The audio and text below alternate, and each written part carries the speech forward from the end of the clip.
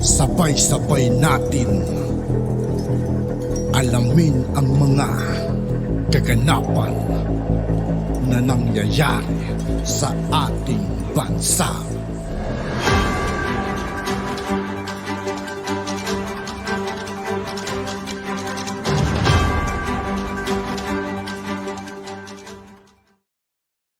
Yo, what's up mga kaibigan? This is I2K po again. Ngayon nandito ulit tayo sa channel ni Pinas News Insider. Dito ulit tayo magbibigay ng komento at reaksyon. Kaya samahan niyo ako guys. Let's go! Ito ang nakakagulat. Trending ngayon sa mundo ng social media ang di umano'y balitang lahat ay babalik sa gobyerno at tila mangyayari at tutuparin na ni President Bongbong Marcos ang kanyang ipinangako. Ito ang mainit na balitang pinutak. Para sa akin mga kaibigan, dapat lang talagang bawiin ng gobyerno kung ano man yung mga binentan nila noong araw. No? Tulad ng Maynilad, tapos Meralco, lahat yung mga kaibigan, Petron, mga ganyan, dapat mabawi ng gobyerno yun mga kaibigan. Ngayon Number 1 yung Meralco na yan. Sobrang taas maningil ng kuryente ngayon. ang samut-saring komento mula sa marami sa ating mga kababayan at marami nga sa kanila ngayon ang hindi napigilan ang kanilang sarili na maglabas ng kani-kanilang hinaing at komento sa mundo ng social media. Pero bago ang lahat, kung bago pa lamang kayo sa channel na ito, Sa lahat ng hindi pa nakasubscribe mga kaibigan kay Pinas News Insider, mag-subscribe na po tayo at huwag nyo rin pong kalimutan mag-subscribe dito sa aking channel. ay huwag kalimutang i-click ang subscribe at notification bell para mas maging updated pa kayo lalo sa lahat pa ng bagong videos na i-upload namin. At yun na nga mga kababayan, mainit na pinag-uusapan ngayon sa mundo ng social media ang di umano'y balitang lahat ay babalik sa gobyerno. Tila mangyayari at tutuparin na ni President Bongbong Marcos ang kanyang ipinangako during campaign period, kung saan ay maibabalik sa gobyerno o sa pamahalaan ang pagmamayari ng ilang major utilities tulad ng Meralco at Maynilad, kung saan ay tila ibinenta noon ng pamahalaan ni former President Cory Aquino sa ilang mga pribadong negosyante. Ito ang kinumpirma ni President Bongbong Marcos sa katatapos lamang na panayam nito, kung saan ayon pa sa kanya, maging ang NAIA ay mananatili sa pamamalakad ng pamahalaan. Pinabulaanan rin ito ang chismis na ibibenta ito sa isang bilyonaryong businessman na ngayon ay nasa Pilipinas. Ayon kay Pangulong Bongbong Marcos, babawiin itong lahat ang pagmamayari noon ng pamahalaan na naging pribado sa panahon ng pamamahala ng mga Aquino. Dahil naniniwala ito na ang pagmamayari ng mga ganitong utilities ay nararapat na ibalik sa publiko. Mas magiging mababa pangaraw ang singil sa kuryente ng Meralco at tubig kung mangyayari ang lahat ng ito. Number 1 mga kaibigan, yung Meralco dapat ikon asikasuhin ni Pangulong Bongbong Marcos to. Mabawi sana yung Meralco mga kaibigan. Laking bagay yan, laking tulong yan sa mga taong bayan mga kaibigan kung sakasakali. At higit pa na mas uunlad ang ating bansa. Samantala, hindi naman mapigilan ng marami sa ating mga kababayan na magbigay ng kanilang hinaing at komento sa mundo ng social media. At ayon pa sa kanila, answered prayer na talaga ang hinaing ng mga mamayan na maibalik na ang ating tubig at electricity. Mabuhay ka, PBBM! Mabuhay ka, PBBM! Sa lahat ng mabuti mong layunin sa panahon ng iyong panunungkulan. God bless you in our land. Sa wakas, tunay na mabuti ang Diyos.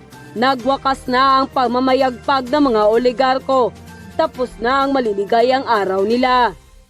Yan ang dapat lang mangyari para mapagaan ang problema ng mamamayang Pilipino at lalong-lalo na mabawas-bawasan naman ang bigat na dinadalang hirap ng mga kababayan. President BBM, mabuhay kayo. God bless po. Yan ang pinakamainam na plano mo, dear President. Lahat ng pag-aari ng gobyerno noon, bawiin na lahat. Dahil sobrang mahal ng tubig at kuryente, kawawa naman kaming mga mahihirap. Kaya napakalaking pasasalamat namin sa iyo, dear President. Hindi masayang ang aming pagtitiwala sa iyo na ikaw ang aming iniluklok sa Malacanang. Salamat po ng marami, BBM. God bless you. Lalong-lalo na yung buong pamilya. Sa wakas, bababa na ang bill natin sa tubig at kuryente. Konting tiis na lang. Ginagawa na ng Mga kaibigan, nararamdaman natin yung pagbabago, yung kalakaran sa kuryente ngayon, ano. Kasi dito sa amin mga kaibigan, natanggal na yung may penalty, di ba? Pag na-delay ka nagbayad, di ba dati may penalty. Ngayon wala na sa amin mga kaibigan. Kaya medyo nakakaramdam na tayo ng medyo maayos-ayos na konti. paraan ng ating mahal na Pangulo. PBBM Pero mas mainam talaga mga kaibigan kung mabawi ng gobyerno talaga to. Itong Meralco na to. lang mabuhay. Panginoon, basbasan at proteksyon na natulungan niyo po ang aming Pangulo sa ginagawang pagpapaunlad ng aming bansa. End quote.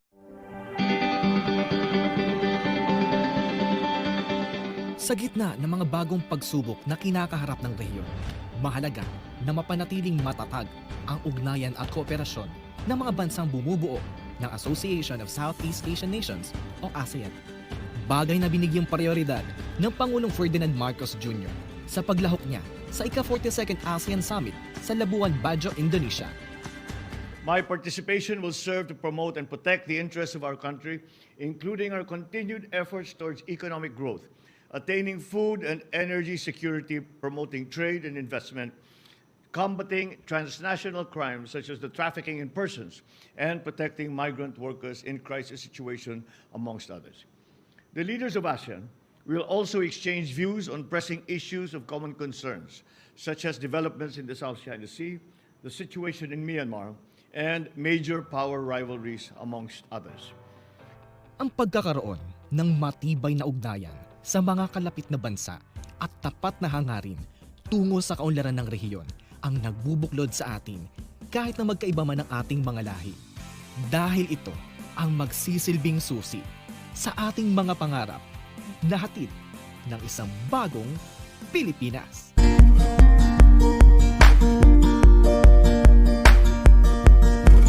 Sa loob ng 2 araw na pakikipagpulong ni Pangulong Marcos Jr., naging abala ito para ilatag ang agenda ng Pilipinas at sa mga usaping pangkapayapaan at kaunlaran. The president has many goals here. Essentially, the Philippine goals they can be in terms of political, security, economic, and also social. Essentially, when we say ASEAN centrality, the president will also call for strengthening the mga ASEAN-led mechanisms like the East Asia Summit, the ASEAN Regional Forum, where ASEAN is the chair, and then where all the other countries, or most of the other countries in the region are represented. And ang discussion will be on issues affecting regional security. And that is where ASEAN can actually play a leading role in at least discussing the issues. So the president will be championing those points. Dala ang temang ASEAN Matters, Epicentrum of Growth, sa pangunguna ni President Joko Widodo ng bansang Indonesia. Bilang chair ng ASEAN Summit sa taong ito, pag-uusapan ng iba't ibang pinuno ng bansang miyembro ng ASEAN ang mga napapanahong pagsubok na kinakaharap ng rehiyon. At the moment, the global economy is not fully recovered. Major power rivalries continue to sharpen. Global dynamics becomes more unpredictable. And thus begs the question, will ASEAN remain to be a spectator? Will ASEAN remain silent? And will ASEAN be capable of being an engine for peace and economic growth? I am confident that ASEAN is capable, as long as we hold a key element, unity. Therefore, onwards, ASEAN must continue to increase efforts to strengthen economic integration, reinforce inclusive cooperation, including through the implementation of the RCEP, and strengthen the regional health architecture, food security, energy resilience, and financial stability. Let us work hard to realize ASEAN Matters epicentrum of growth. Ilan sa mga isinulong ng Pangulong Marcos ang pagtugon sa mga panibagong hamon na patuloy na nakakaapekto sa Pilipinas. I would say the key priorities on the economic are food and energy security, addressing the impact of climate change, promoting trade and investment, and also another new important issue that ASEAN is now addressing is combating transnational crime, especially trafficking in persons. Those online job scams, mga ganyan. That is something now which is affecting many ASEAN countries. So we will be issuing a statement, the leaders, on this, and this will now be an issue in the agenda, of the ASEAN. Trafficking in persons, especially online scams, online job scams. Karugtong nito, nakipagpulong din si Pangulong Marcos Jr. kasama ang mga pinuno ng ASEAN sa iba't ibang sektor upang malaman ang mga hamong kinakaharap ng rehiyon at mapag-aralan ang mga bubuing mekanismo para agarang matugunan ito. Katulad ng ASEAN Leaders Interface with Representatives of ASEAN Interparliamentary Assembly o AIPA, kung saan kasama ang parlamentarya ng mga bansa sa ASEAN. Kanilang ilalatag ang polisiya para isulong ang ugnayan sa pagitan ng mga bansa na siyang bubuo ng 2045 ASEAN Agenda. Hinarap din ng mga pinuno ng ASEAN ang mga kabataang kumakatawan sa ASEAN Youth para malaman ang kanilang mga hinaing at suwestyon sa mga isyong napapanahon. For us, sa sa inclusivity, we are working on better policies to how do we include the rural communities, because yung problema po is we have all of the policies in place, but there is a huge digital gap, most especially in rural communities, especially in the Philippines. Very maganda yung context natin because of our archipelagic state. So in the provinces, there's a lot of communities who are still not connected. So we have crafted policy recommendations on how to better address these problems, like the basic ones, basic broadband connectivity and infrastructures. Personally, as a peace advocate working on the ASEAN digital literacy, I am lobbying for establishing a special committee to eliminate online platforms like doing illegal activities or fraudulent activities. So basically, we are pushing for that, and we're also pushing that digital literacy should be included in the education curriculum. Naging makabuluhan din ang naging usapin sa ginawang ASEAN Leaders Interface with Representatives of ASEAN Business Advisory Council o ASEAN BAC, kung saan dinaluhan ito ng mga miyembro ng malalaking negosyante sa rehiyon.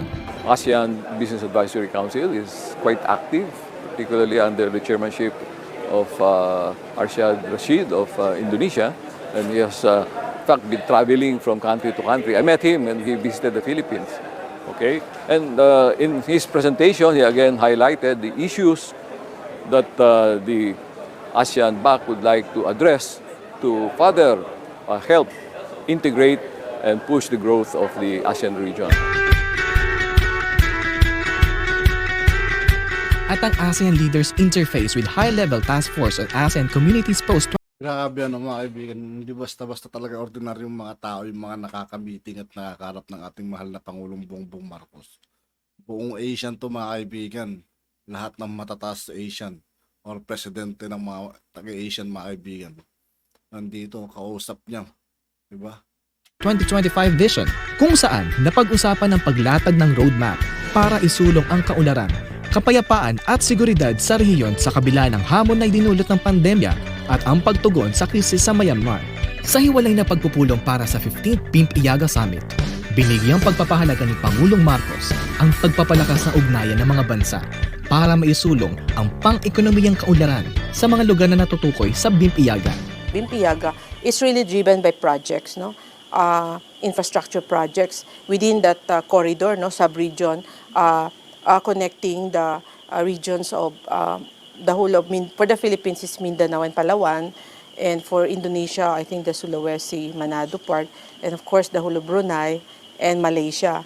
So ito yung mga undeveloped areas na I think because of geographical proximity, we can, through BIMP Iaga, you can develop connectivity and also develop the trade, no? Trade in this area. Kasi history kasi mostly yung development starts from the capital, yung bang from the center. So this one, ang purpose ng BIMP Ihaga is to initiate development in these parang areas that really needs development. In addition, there's a great potential for our halal products because this BIMP Ihaga region are really predominantly Muslim. So there is a large potential for Philippines to be a leader in halal.